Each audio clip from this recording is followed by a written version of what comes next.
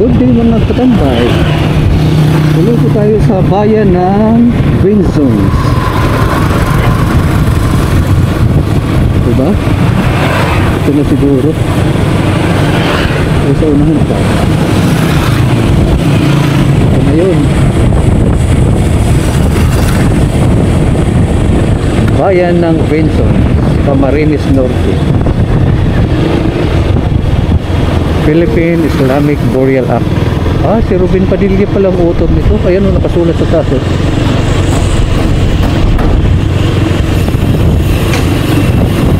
May mga kapatid din pala tayo Muslim dito. Vinzons. Magkakalapit lang ang pamalaan. Ano kaya mga pangunahing negosyo ng mga tao dito? Negosyo o pamumuhay? Siguro pag dinegosyo, kliyado, saka, meron pa. Pwede kasi may mga rice field na kita doon. Malayo dito sa dagat.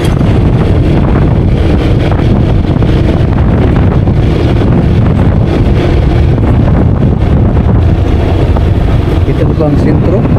Ito na. Ito pala ang sentro ng Vinzons, Camarines Norte. Well, malaki din siya.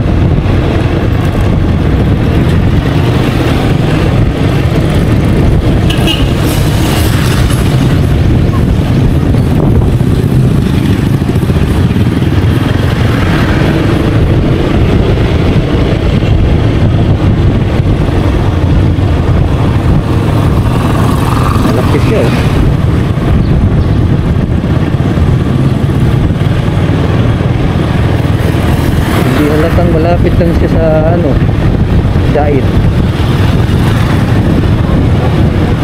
Ito ang pamahalaan. Ayan, hindi tayo nakapasok. So time check is 10:25. Mainit talaga ngayon. Kaya siguro mangilan-ilan lang makikita nating tao kasi karamihan ay nandun sa loob.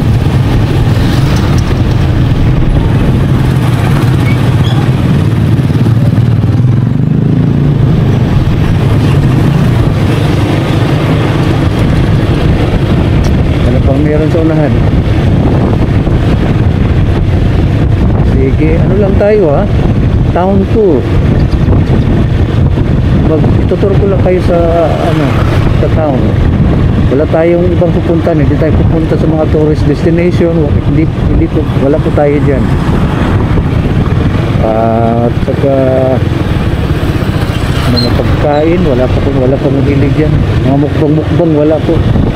Talagang pagtuturo talaga itong gagawin natin. Para saan? Para sa mga taga rito matagal nang hindi nakabalik sa lugar na ito. Marahil ay nandun na kayo nag-abroad o nagtrabaho sa ibang bansa at hindi na makabalik dito. So ang video ito ay para po sa inyo nang muling masilayan ninyo ang lugar kung saan kayo lumaki. So diba, baka dito kayo nagkaroon ng girlfriend, karoon ng boyfriend. So ito na yung kalagayan ngayon. Balay nyo, baka sa video ito makita nyo rin yung mga ex, diba? Ang yung ex-wife at saka ex-husband pala. Okay, may mga pinsan pa kayo rito, di ba? Makikita niyo pa rin sa video ito. So far, ito naman yung palengke.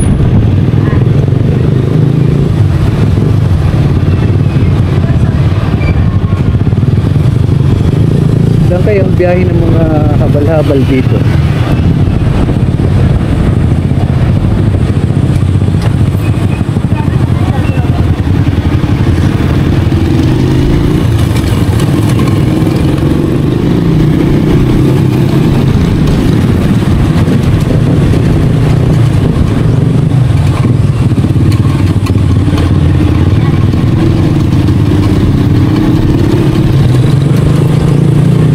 Malahawak pala ang Vinzons.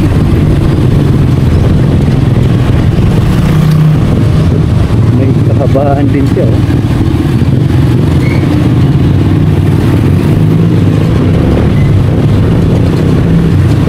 Ang ingay naman ni kuya itong nasa likod.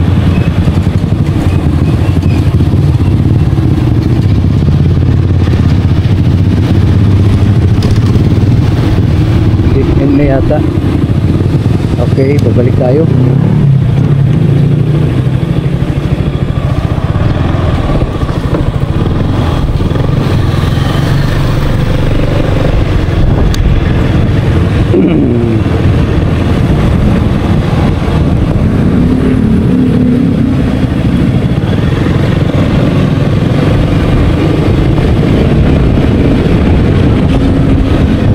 Akala ko pwedeng maiikot itong mga kanton, di pala.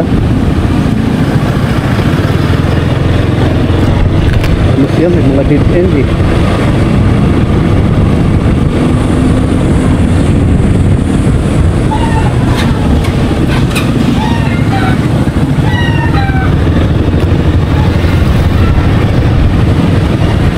So babalik tayo sa palengke at kakaliwa tayo doon.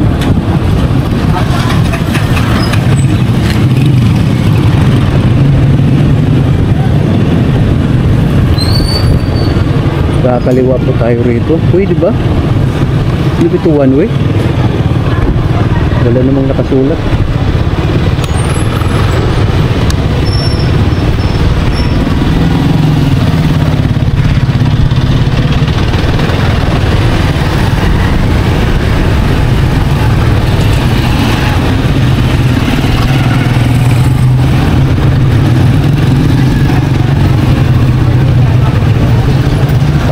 Nakasulat doon, no entry. Yan talaga ang ano po sa mga lugar na malalaki. Hindi ako nakapasok sa mga ganun. Buti lang may nakasulat na no entry. Kung yung signage ay nakaangat sa taas, hindi ko na yun makikita. Kulit na naman. Pinoy ako, Pinoy tayo, ipakita sa mundo kung ano ang kaya mo. Iba-ibang Pinoy.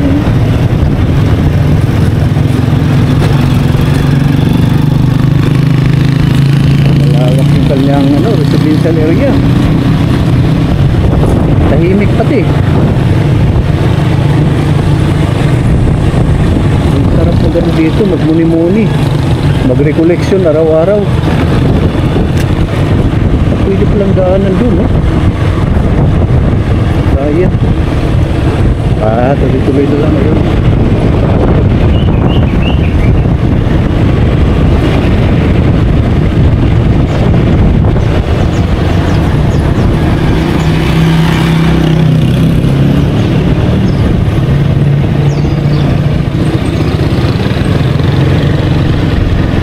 Ang susunod na pupuntahan natin ay ang tatawid tayo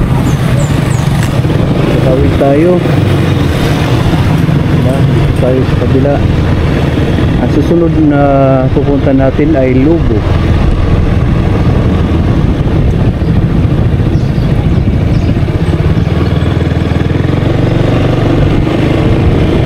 Malawak yung land area.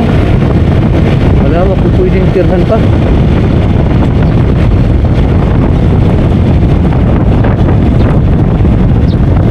Yan, no? Meron pa expansion doon sa kaliwa. Pwede.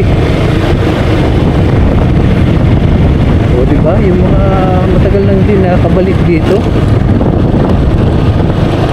Ito na yung recent status ng inyong lugar. Kung dati siguro hindi pa ito simentado, ngayon ay simentado na. Sira-sira na ngayong iba eh. Ano ito sa kaliwa? Ito ay simbahan. Wow! May na mga nakikita kong ancestral house doon. Dito naman ay palagay ko ano na ito eh, century old church ito. Sayang, ano? Bakit kaya pinagre-renovate nila yung mga ganitong simbahan? Sana hindi na lang, para mapanatili, makapreserve yung kanyang ganda, yung pagiging century old look niya. National Historical Commission, baka naman pakitingnan yung mga project ninyo dito. Oh, magandang ano yan eh, investment for tourism.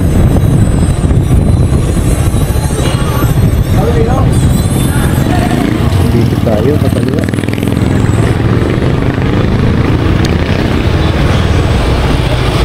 Gymnasium.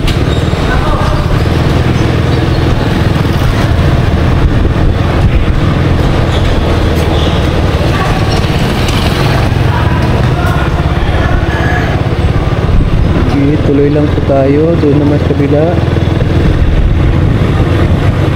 Pagkatapos nito ay pupunta naman tayo ng Lubo, pero separate video na yan ha.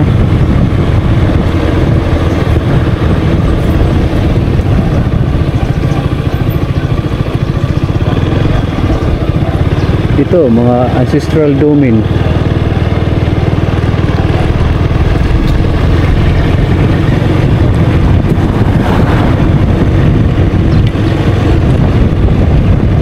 Sako pa rin ito ng Binson.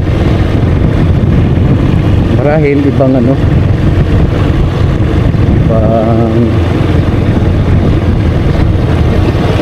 ibang barangay na.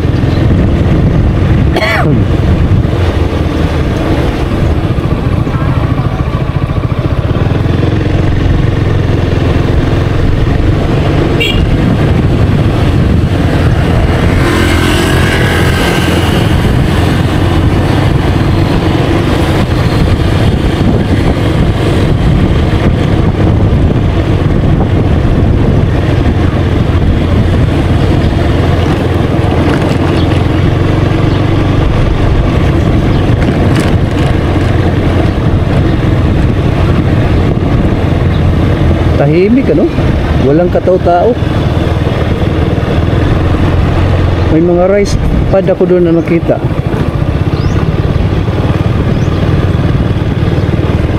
So ito siguro yung mga nakbuhay nila. Makiraan lang po, mga paray. Ang tawag din sa amin sa Samar ay paray.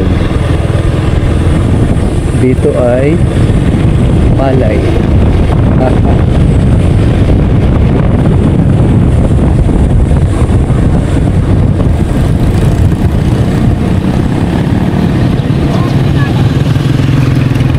balik na tayo sa highway. So, yan lang po muna ang ating tour para sa bayan ng Mercedes. Stop recording. Stop recording. Ayaw na oh, hindi na gumagana, nagtampo na siya.